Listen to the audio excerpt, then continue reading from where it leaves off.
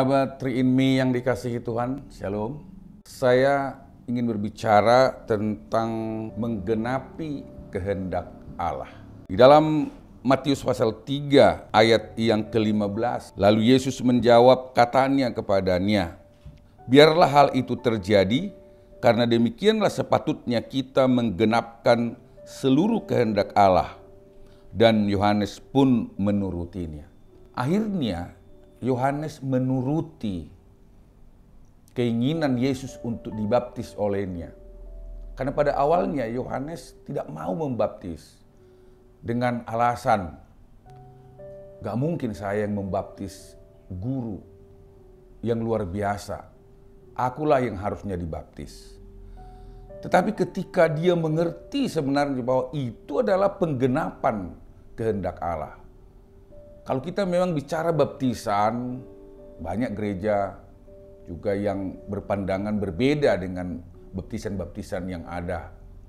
Ada juga yang berkata baptisnya harus begini, ada yang berkata baptisnya harus begini, ada juga yang berkata baptisan itu tidak mempengaruhi keselamatan, ada yang berkata baptisan itu justru menentukan keselamatan.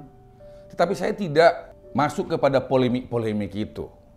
Tetapi dalam ayat ini berkata bahwa ketika seseorang dibaptis sama seperti Yesus, maka dia masuk kepada penggenapan kehendak Allah. Dan ketika Yesus dibaptis oleh Yohanes, Yohanes melakukannya karena dia sadar dia juga sedang masuk di dalam bagian daripada proses penggenapan rencana Allah dalam kehidupan seorang yang dibaptis. Saya akhirnya merenungkan ketika seorang dibaptis, dia masuk kepada rencana Allah dalam penggenapan kehendak Allah. Maka ketika Anda seorang mahasiswa, saudara akan masuk kepada rencana Allah yang luar biasa. Perkuliahanmu menjadi rencana Tuhan, diberkati oleh Tuhan.